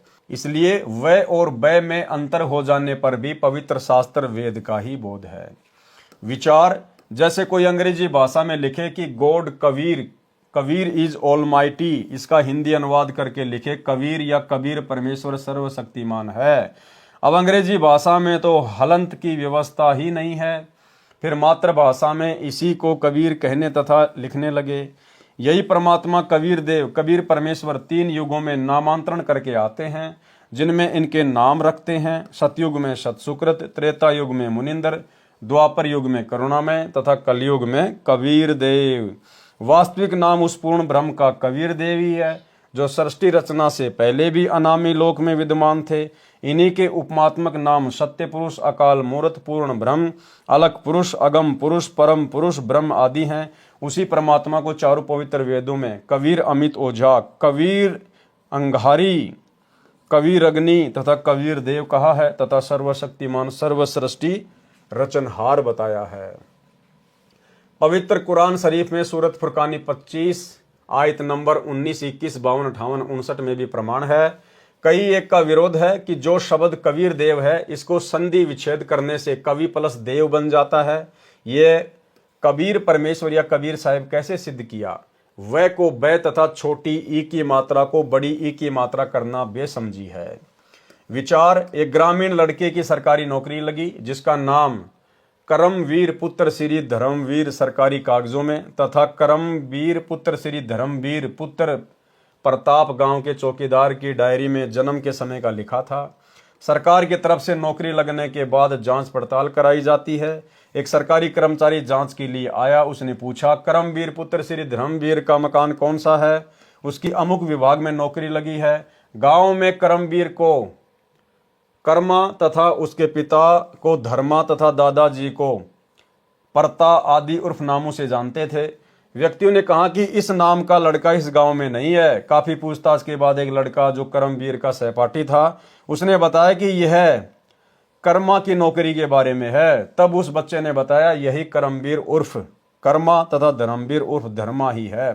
फिर उस कर्मचारी को शंका उत्पन्न हुई कि करमवीर नहीं करमवीर है। उसने कहा, चौकीदार की डायरी लाओ। उसमें भी लिखा था करमवीर पुत्र धर्मवीर पुत्र प्रताप, पूरा र व के स्थान पर बै तथा छोटी ई की मात्रा लगी थी। तो भी वही बच्चा करमवीर ही सिद्ध हुआ, क्योंकि गांव के नंबरदारों तथा प्रधानों ने भी गवाही दी कि बेशक मात्रा छोटी बड़ी या र आधा या पूरा है, लड़का सही इसी गांव का है। सरकारी कर्मचारी ने कहा, नंबरदार अपने हाथ से लिख दे। नंबरदार ने लिख दिया, मैं करमवीर पुत्र धर्मवीर को जानता हूं, जो इस गांव का वासी है, और हस्ताक्षर कर दिए। बेशक नंबरदार ने वीर में छोटी ई की मात्रा तथा करम में बड़े रे का प्रयोग किया है, परंतु हस्ताक्षर करने वाला गांव का गणमान्य व्यक्ति है। इसी को कोई आपत्ति नहीं हो सकती, क्योंकि नाम की स्पेलिंग गलत नहीं होती। ठीक इसी प्रकार पूर्ण परमात्मा का नाम सरकारी दस्तावेजों में कबीर देव, परंतु गांव पृथ्वी पर अपनी 2 मातृभाषा में कबीर, कबीर, कबीरा, कबीरन आदि नामों से जाना जाता है। इसी को नंबरदारों आंखों देखा विवरण अपनी पवित्र वाणी में ठोक ठोक कर गवाही देते हुए आदरणीय पूर्वोक्त संतों ने कबीर देव को हक्का कबीर, सत कबीर, कबीरा, कबीरन, खबीरा, खबीरन आदि लिखकर हस्ताक्षर कर रखे हैं। वर्तमान सन 2006 से लगभग 600 वर्ष पूर्व जब परमात्मा कबीर देव जी स्वयं प्रकट हुए थे, उस समय सर्व सदग्रंथों का वास्तविक ज्ञान लोकोक्तियों, दोहों, चौपाइयों, शब्दों अर्थात कविताओं के माध्यम से साधारण भाषा में जन साधारण को बताया था। उस तत्व ज्ञान को उस समय के संस्कृत भाषा व हिंदी भाषा के ज्ञाताओं ने यह कहकर ठुकरा दिया कि कबीर जी तो अशिक्षित हैं। इसके द्वारा कहा गया ज्ञान उस समय में उपयोग की गई भाषा का व्याकरण दृष्टिकोण से ठीक नहीं है। जैसे कबीर जी ने कहा है, कबीर वेद मेरा भेद है, मैं ना वेदों माही, जोन वेद से मैं मिलूं ये वेद जानते नहीं। भावार्थ, परमेश्वर कबीर बंदी छोड़ जी ने कहा है कि जो चारों वेद है ये मेरे विषय में ही ज्ञान बता रहे हैं, परंतु इन चारों वेदों में वर्णित विधि द्वारा मैं प्राप्त नहीं हो सकता, जिसका वेद सूक्ष्म वेद अर्थात सूक्ष्म वेद में मेरी प्राप्ति का ज्ञान है। उसको चारों वेदों के ज्ञाता नहीं जानते, इस वचन को सुनकर उस समय के आचार्य जन कहते थे कि कबीर जी को भाषा का ज्ञान नहीं है। देखो, वेद को वेद कहा है, नहीं का नाही कहा है, ऐसे व्यक्ति को शास्त्रों का क्या ज्ञान हो सकता है। इसलिए कबीर जी मिथ्या भाषण करते हैं, इसकी बातों पर विश्वास नहीं करना। स्वामी दयानंद जी ने सत्यार्थ प्रकाश समोल्लास 11 पृष्ठ 306 पर कबीर जी के विषय में यही कहा है। वर्तमान में मुझदास रामपाल दास के विषय में विज्ञापनों में लिखे लेख पर आर्य समाज के आचार्यों ने यही आपत्ति व्यक्त की थी कि रामपाल को हिंदी भाषा भी सही नहीं लिखनी आती, वह को बै लिखता है, छोटी बड़ी मात्राओं को गलत लिखता है, कोमा व हलंत भी नहीं लगाता। इसका ज्ञान कैसे सही माना जाए। विचार, किसी लड़के का विवाह एक सुंदर सुशील युवती से हो गया। उसने साधारण वस्त्र पहने थे, मेकअप हार श्रृंगार नहीं कर रखा था। उसके विषय में कोई कहे कि यह भी कोई विवाह है, वधू ने मेकअप हार श्रृंगार आभूषण आदि नहीं पहने, नहीं किया है। विचार करें, विवाह का अर्थ है पुरुष को पत्नी प्राप्ति। यदि मेकअप श्रृंगार नहीं कर रखा तो वांछित वस्तु प्राप्त है। यदि श्रृंगार कर रखा है लड़की ने तो भी बुरा नहीं किया, परंतु एक श्रृंगार के अभाव से विवाह को ही नकार देना कौन सी बुद्धिमता है। ठीक इसी प्रकार परमेश्वर कबीर बंदी छोड़ तथा संत रामपाल दास जी महाराज द्वारा दिया तत्व ज्ञान है, वास्तविक ज्ञान प्राप्त है। यदि भाषा में श्रृंगार का अभाव अर्थात मात्राओं व हलंतों की कमी है तो विद्वान पुरुष कृपया ठीक करके पढ़ें। इसी तरह इस उलझी हुई ज्ञान गुत्थी को सुलझाया जाएगा। इसमें भाषा तथा व्याकरण की भूमिका क्या है। स्वामी दयानंद सरस्वती जी ने अपने द्वारा रचे पवित्र उपनिषद सत्यार्थ प्रकाश के 7वें समूलांश में प्रश्न नंबर 217, 212 अजमेर से प्रकाशित तथा पृष्ठ संख्या 173 दीनानगर दयानंद मठ पंजाब से प्रकाशित लिखा है। उसका भावार्थ है कि ब्रह्म ने वेदवाणी 4 ऋषियों में जीवस्त रूप से बोले। जैसे लग रहा था कि ऋषि वेद बोल रहे थे, परंतु ब्रह्म बोल रहा था तथा ऋषियों का मुख प्रयोग कर रहा था। जीवस्त रूप का भावार्थ है जैसे ऋषियों के अंदर कोई और जीव स्थापित होकर बोल रहा हो। बाद में उन ऋषियों को कुछ मालूम नहीं कि क्या बोला क्या लिखा। जैसे कोई प्रेत आत्मा किसी के शरीर में प्रवेश करके बोलती है, उस समय लग रहा होता है कि शरीर वाला जीव ही बोल रहा है, परंतु प्रेत के निकल जाने के बाद उस शरीर वाले जीव को कुछ मालूम नहीं होता मैंने क्या बोला था। इसी प्रकार बाद में ऋषियों ने वेद भाषा को जानने के लिए व्याकरण, निघटु आदि की रचना की, जो स्वामी दयानंद जी के शब्दों में सत्यार्थ प्रकाश 3रे समूलास पेज नंबर 80 अजमेर से प्रकाशित तथा पृष्ठ संख्या 64 दीनानगर पंजाब से प्रकाशित में पवित्र चारों वेद ईश्वर कृत्य होने से निभ्रात है। वेदों का प्रमाण वेद ही है। चारों ब्राह्मण व्याकरण निघटु आदि ऋषियों कृत्य होने से त्रुटि युक्त हो सकते हैं। उपरोक्त विचार स्वामी दयानंद जी के हैं। विचार करें, वेद पढ़ने वाले ऋषियों के अपने विचारों से रचे उपनिषद एक दूसरे के विपरीत व्याख्या कर रहे हैं। इसलिए वेद ज्ञान को तत्व ज्ञान से ही समझा जा सकता है। तत्व ज्ञान सबसम वेद पूर्ण ब्रह्म कबीर देव ने स्वयं आकर बताया है तथा चारों वेदों का ज्ञान ब्रह्म द्वारा बताया गया है। और वेदों को बोलने वाला ब्रह्म स्वयं पवित्र यजुर्वेद अध्याय नंबर 40 मंत्र नंबर 10 में कह रहा है कि उस पूर्ण ब्रह्म को कोई तो समवात अर्थात जन्म लेकर प्रकट होने वाला अर्थात आकार में कहता है तथा कोई असमवात जन्म न लेने वाला अर्थात वह निराकार आहु कहते हैं। परंतु इसका वास्तविक ज्ञान तो धीरणाम पूर्ण ज्ञानी अर्थात तत्वदर्शी संत जन पूर्ण निर्णायक भिन्न भिन्न बताते हैं। उसको ध्यानपूर्वक सुनो। इससे स्वयं सिद्ध है कि वेद बोलने वाला ब्रह्म भी स्वयं कह रहा है कि उस पूर्ण ब्रह्म के बारे में मैं भी पूर्ण ज्ञान नहीं रखता। उसको तो कोई तत्वदर्शी संत ही बता सकता है। इसी प्रकार इसी अध्याय के मंत्र नंबर 13 में कहा है कि कोई तो अक्षर ज्ञानी एक भाषा के जानने वाले कोई विद्वान कहते हैं, दूसरे निरक्षर को अज्ञानी कहते हैं। ये जानकारी भी तत्वदर्शी संत जन ही विस्तृत व्याख्या बयान करते हैं। उस तत्व ज्ञान को उन्हीं से ध्यानपूर्वक सुनो अर्थात वही तत्वदर्शी संत ही बताएगा कि विद्वान अर्थात ज्ञानी कौन है तथा अज्ञानी तथा अविद्वान कौन है। विशेष उपरोक्त परमाणु को विवेचन करके सद्भावना पूर्वक पुनर्विचार करें तथा वह को वह तथा छोटी बड़ी मात्राओं की शुद्धि अशुद्धि से ही ज्ञानी व अज्ञानी की पहचान नहीं होती, वह तो तत्व ज्ञान से ही होती है। कबीर देव कबीर परमेश्वर के विषय में वह को वह कैसे सिद्ध किया है, छोटी ई की बड़ी मात्रा बड़ी की मात्रा कैसे सिद्ध हो सकती है, इस वाद विवाद में न पढ़कर तत्व ज्ञान को समझना है।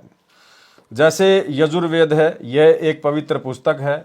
इसके विषय में कहीं संस्कृत भाषा में विवरण किया हो, जहाँ यजु या यजुम आदि शब्द लिखे हों, तो भी पवित्र पुस्तक यजुर्वेद का ही बोध समझा जाता है। इसी प्रकार पूर्ण परमात्मा का वास्तविक नाम कबीर देव है। इसी को भिन्न भिन्न भाषा में कबीर साहेब, कबीर परमेश्वर कहने लगे। कई श्रद्धालु शंका व्यक्त करते हैं कि कबीर को कबीर कैसे सिद्ध कर दिया। व्याकरण दृष्टिकोण से कवि का अर्थ सर्वज्ञ होता है। दास की प्रार्थना है कि प्रत्येक शब्द का कोई न कोई अर्थ तो बनता ही है। रही बात व्याकरण की, भाषा प्रथम बनी क्योंकि वेद वाणी प्रभु द्वारा कही है तथा व्याकरण बाद में ऋषियों द्वारा बनाई गई है। यह त्रुटि युक्त हो सकती है। वेद के अनुवाद में व्याकरण व्यत्यय है, अर्थात असंगत तथा विरोध भाव है, क्योंकि वेदवाणी मंत्रों द्वारा पदों में है। जैसे पलवल शहर के आसपास के व्यक्ति पलवल को परवर बोलते हैं। यदि कोई कहे कि पलवल को कैसे परवर सिद्ध कर दिया, यही कबीर को कबीर कैसे सिद्ध कर दिया कहना मात्र है। जैसे क्षेत्रीय भाषा में पलवल शहर को परवर कहते हैं, इसी प्रकार कबीर को कबीर बोलते हैं। प्रभु वही है। महर्षि दयानंद जी ने सत्यार्थ प्रकाश समोल्लास 4 पृष्ठ 100 पर दयानंद मठ दीनानगर पंजाब से प्रकाशित पर देवर कामा का अर्थ देवर की कामना करने किया है। देव को पूरा रे लिखकर देवर किया है। कबीर को कबीर, फिर भाषा भिन्न। कबीर लिखने व बोलने में कोई आपत्ति या व्याकरण की त्रुटि नहीं है। पूर्ण परमात्मा कबीर देव है। यह प्रमाण यजुर्वेद अध्याय 29 मंत्र 25 तथा सामवेद संख्या 1400 में भी है, जो निम्न है। ये श्लोक है, आगे गुरुदेव ने इसका सरलार्थ किया है। भावार्थ, जिस समय पूर्ण परमात्मा प्रकट होता है उस समय सर्व ऋषि व संत जन शास्त्र विधि त्याग कर मनमान आचरण तथा पूजा द्वारा सर्व भगत समाज को मार्गदर्शन कर रहे होते हैं। तब अपने तत्व ज्ञान अर्थात समस्त ज्ञान का संदेश वाहक बनकर स्वयं ही कबीर देव अर्थात कबीर प्रभु ही आता है। संख्या नंबर 14 सामवेद, संत रामपाल दास द्वारा भाषा भाष्य। भावार्थ, जैसे यजुर्वेद अध्याय 5 मंत्र 1 में कहा है कि अग्ने तनु अशी, परमेश्वर सह शरीर है, विष्णवे तवा सोमस्य तनुरसी। उस अमर प्रभु का पालन पोषण करने के लिए अन्य शरीर है, जो अतिथि रूप में कुछ दिन संसार में आता है। तत्व ज्ञान से अज्ञान निंद्रा में सोए प्रभु प्रेमियों को जगाता है। वही प्रमाण इस मंत्र में है कि कुछ समय के लिए पूर्ण परमात्मा कबीर देव अर्थात कबीर प्रभु अपना रूप बदलकर सामान्य व्यक्ति जैसा रूप बनाकर पृथ्वी मंडल पर प्रकट होता है तथा कबीर वचनानी सनसन अर्थात कबीर वाणी बोलता है, जिसके माध्यम से तत्व ज्ञान को जगाता है। तथा उस समय महर्षि कहलाने वाले चतुर प्राणी मिथ्या ज्ञान के आधार पर शास्त्र विधि अनुसार सत्य साधना रूपी अमृत के स्थान पर शास्त्र विधि रहित पूजा रूपी मवाद को श्रद्धा के साथ आचमन तथा पूजा कर रहे होते हैं। उस समय पूर्ण परमात्मा स्वयं प्रकट होकर तत्व ज्ञान द्वारा शास्त्र विधि अनुसार साधना का ज्ञान प्रदान करता है। पवित्र ऋग्वेद के निम्न मंत्रों में भी पहचान बताई है कि जब वह पूर्ण परमात्मा कुछ समय संसार में लीला करने आता है तो शिशु रूप धारण करता है। उस पूर्ण परमात्मा की परवरिश कंवारी गाय द्वारा होती है। फिर लीलावत बड़ा होता है तो अपने पाने व सतलोक जाने अर्थात पूर्ण मोक्ष मार्ग का तत्व ज्ञान कबीर वाणी द्वारा कविताओं द्वारा बोलता है, जिस कारण से प्रसिद्ध कवि कहलाता है। परंतु वह स्वयं कबीर देव पूर्ण परमात्मा ही होता है, जो तीसरे मुक्ति धाम सतलोक में रहता है। ऋग्वेद मंडल 9 सूक्त 1 मंत्र 9 तथा सूक्त 96 मंत्र 17 से 20। भावार्थ, पूर्ण परमात्मा अमर पुरुष जब लीला करता हुआ बालक रूप धारण करके स्वयं प्रकट होता है, उस समय कंवारी गाय अपने आप दूध देती हैं, जिससे उस पूर्ण प्रभु की परवरिश होती है। ऋग्वेद मंडल 9 सूक्त 96 मंत्र 17। भावार्थ, वेद बोलने वाला ब्रह्म कह रहा है कि विलक्षण मनुष्य के बच्चे के रूप में प्रकट होकर पूर्ण परमात्मा कबीर देव अपने वास्तविक ज्ञान को अपनी कबीर गिरबी अर्थात कबीर वाणी द्वारा निर्मल ज्ञान अपने हंस आत्माओं अर्थात पुण्यात्मा अनुयायियों को कवि रूप में कविताओं लोकोक्तियों के द्वारा संबोधन करके अर्थात उच्चारण करके वर्णन करता है। वह स्वयं सत्य पुरुष कबीर ही होता है। ऋग्वेद मंडल 9 सूक्त 96 मंत्र 18।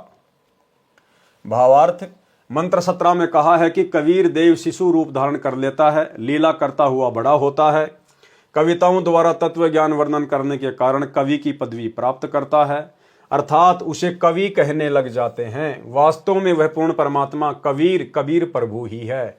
उसके द्वारा रची अमृतवाणी कबीर वाणी कबीर गिरवी अर्थात कबीर वाणी कही जाती है, जो भक्तों के लिए स्वर्ग तुल्य सुखदायी होती है।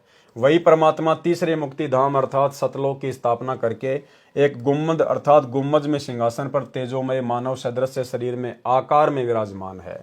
इस मंत्र में तीसरा धाम सतलोक को कहा है। जैसे एक ब्रह्म का लोक है जो 21 ब्रह्मांड का है, दूसरा परब्रह्म का लोक है जो 7 संग ब्रह्मांड का क्षेत्र है, तीसरा परम अक्षर ब्रह्म अर्थात पूर्ण ब्रह्म का रितधाम अर्थात सतलोक है।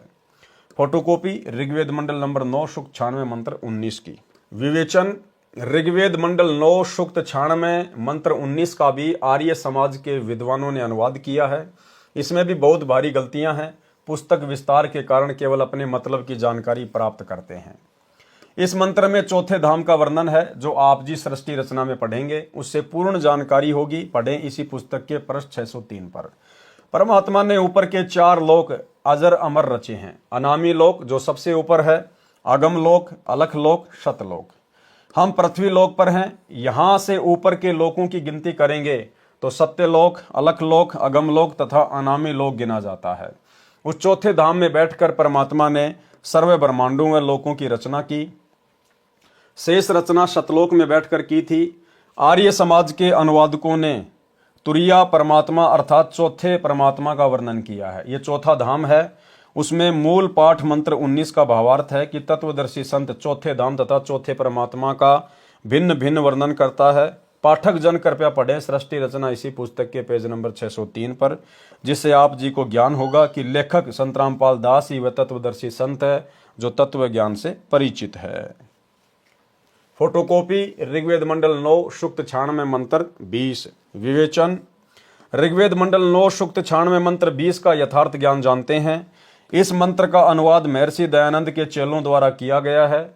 इनका दृष्टिकोण ये रहा है कि परमात्मा निराकार है, क्योंकि महर्षि दयानंद जी ने ये बात दृढ़ की है कि परमात्मा निराकार है। इसलिए अनुवादक ने सीधे मंत्र का अनुवाद घुमा फिरा कर किया है। जैसे मूल पाठ में लिखा है कि ये मंत्र है, जैसे पूर्व में वेद मंत्रों में कहा है कि परमात्मा ऊपर के लोक में रहता है, वहां से गति करके पृथ्वी पर आता है, अपने रूप को अर्थात शरीर के तेज को सरल करके आता है।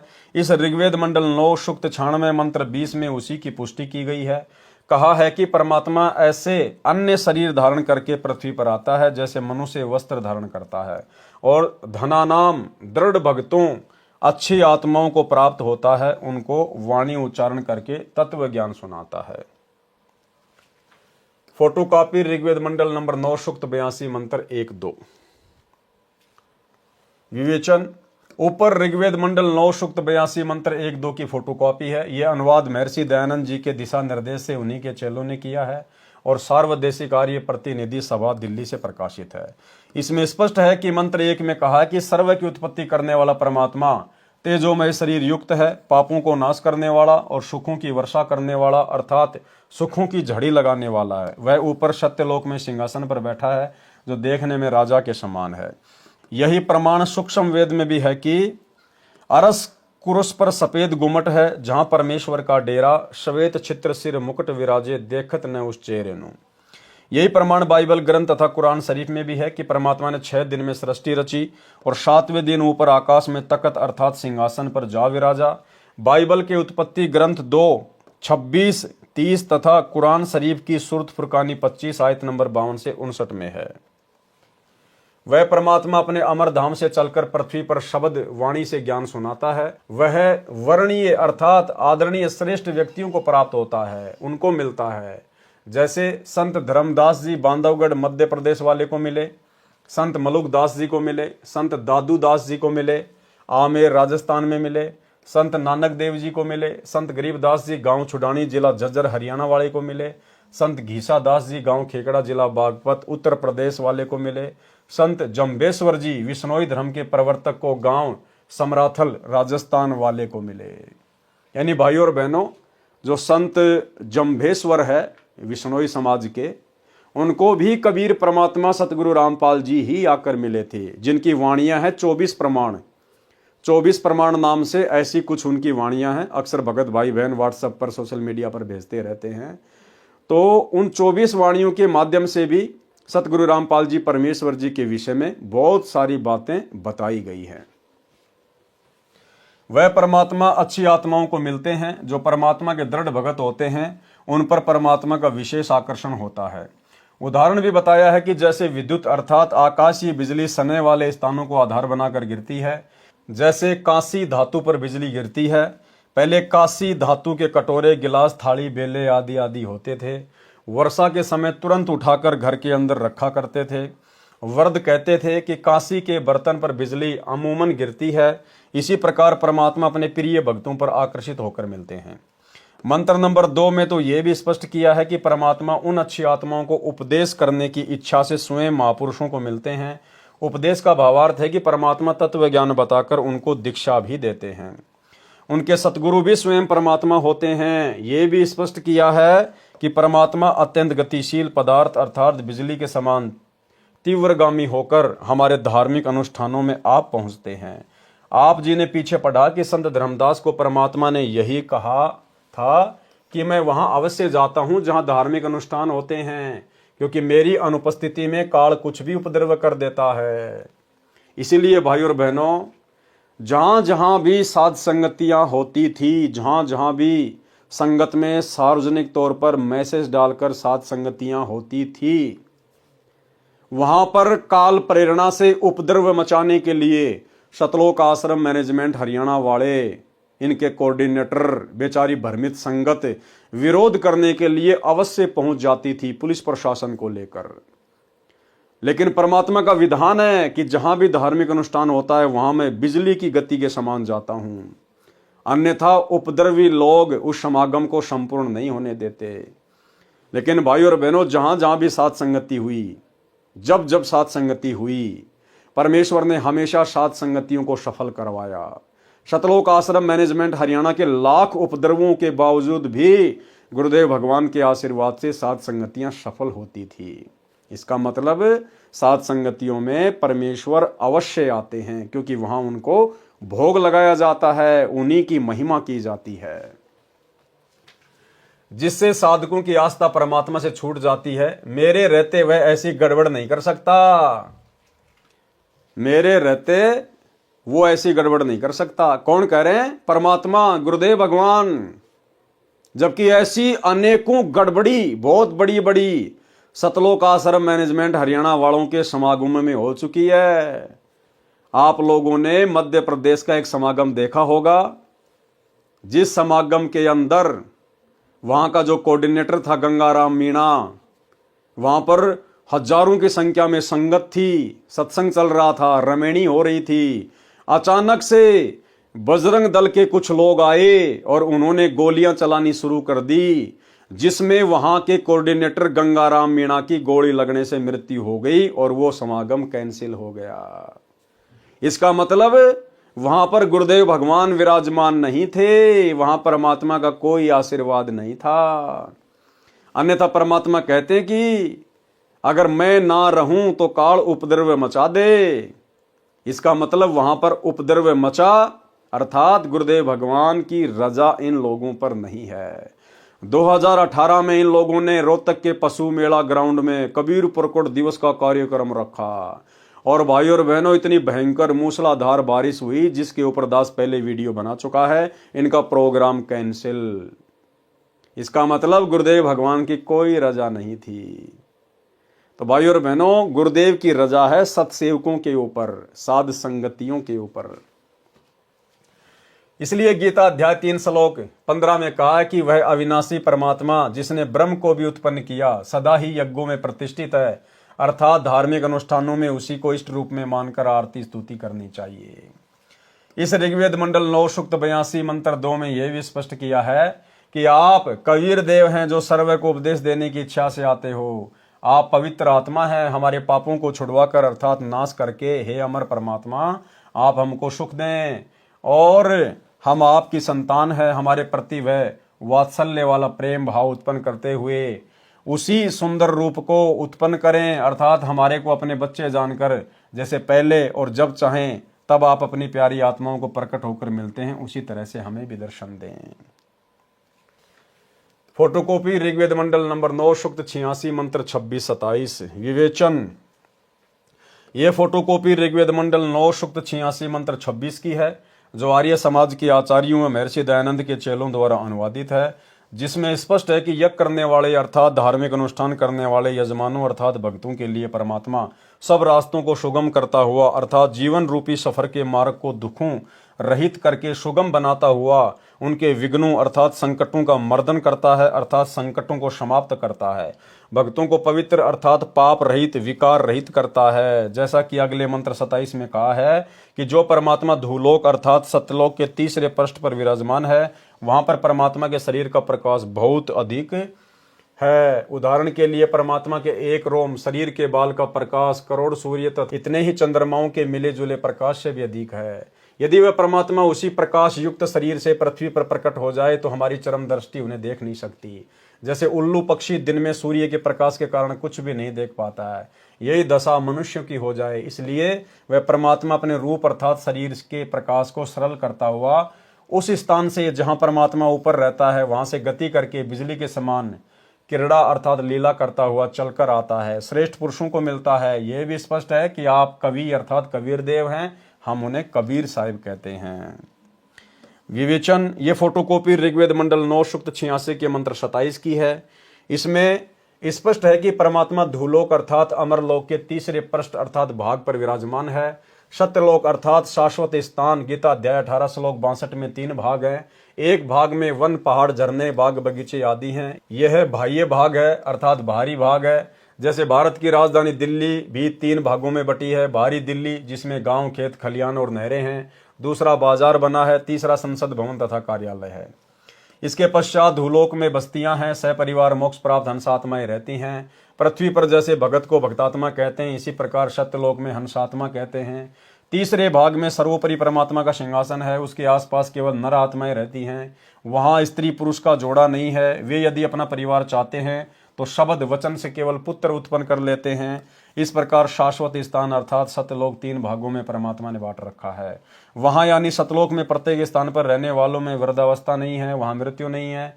इसलिए गीता अध्याय 7 श्लोक 29 में कहा है कि जो जरा अर्थात वृद्ध अवस्था तथा मरण अवस्था अर्थात मृत्यु से छूटने का प्रयत्न करते हैं, वे तत्ब्रह्म अर्थात परम अक्षर ब्रह्म को जानते हैं। सतलोक में सत्य पुरुष रहता है, वहां पर जरा मरण नहीं है। बच्चे युवा होकर सदा युवा रहते हैं। फोटोकॉपी ऋग्वेद मंडल नंबर 9 सूक्त 54 मंत्र 3। विवेचन, ऋग्वेद मंडल 9 सूक्त 54 मंत्र 3 की फोटोकॉपी में आप देखें। इसका अनुवाद आर्य समाज के विद्वानों ने किया है। उनके अनुवाद में भी स्पष्ट है कि वह परमात्मा भुवनोपरि संपूर्ण ब्रह्मांडों के ऊर्ध्व अर्थात ऊपर तिष्ठति विराजमान है, ऊपर बैठा है। इसका यथार्थ अनुवाद इस प्रकार है, जैसे सूर्य ऊपर है और अपना प्रकाश तथा उष्णता से सर्व को लाभ दे रहा है, इसी प्रकार ये अमर परमेश्वर जिसका ऊपर के मंत्रों में वर्णन किया है, सर्व ब्रह्मांडों के ऊपर बैठकर अपनी निराकार शक्ति से सर्व प्राणियों को लाभ दे रहा है तथा सर्व ब्रह्मांडों का संचालन कर रहा है। फोटोकॉपी ऋग्वेद मंडल नंबर 9 सूक्त 20 मंत्र 1। विवेचन, ऋग्वेद मंडल 9 सूक्त 20 मंत्र 1 का अनुवाद भी आर्य समाज के विद्वानों ने किया है। इसका अनुवाद ठीक कम गलत अधिक है। इसमें मूल पाठ में लिखा है विशेष। इस मंत्र के अनुवाद में आप फोटोकॉपी में देखेंगे तो पता चलेगा कि कई शब्दों के अर्थ आर्य विद्वानों ने छोड़ रखे हैं, जैसे प्र वारे भी, जिस कारण से वेदों का यथार्थ भाव सामने नहीं आ सका। मेरे अनुवाद से स्पष्ट है कि वह परमात्मा अच्छी आत्माओं दृढ़ भक्तों को ज्ञान देता है। उसका नाम भी लिखा है कबीर देव, हम कबीर परमेश्वर कहते हैं। प्रमाण ऋग्वेद मंडल 9 सूक्त 95 मंत्र 2। ऋग्वेद मंडल 9 सूक्त 95 मंत्र 2 का अनुवाद महर्षि दयानंद के चेलों ने किया है, जो बहुत ठीक किया है। इसका भावार्थ है कि पूर्वोक्त परमात्मा अर्थात जिस परमात्मा के विषय में पहले वाले मंत्रों में ऊपर कहा गया है, वह अपना शरीर धारण करके सत्य भक्ति का मार्ग अर्थात यथार्थ आध्यात्मिक ज्ञान अपनी अमृतवाणी वाक अर्थात वाणी द्वारा मुक्ति मार्ग की प्रेरणा करता है। वह मंत्र ऐसा है जैसे नाविक नौका में बैठकर पार कर देता है, ऐसे ही परमात्मा सत्य भक्ति मार्ग रूपी नौका के द्वारा साधक को संसार रूपी दरिया से पार करता है।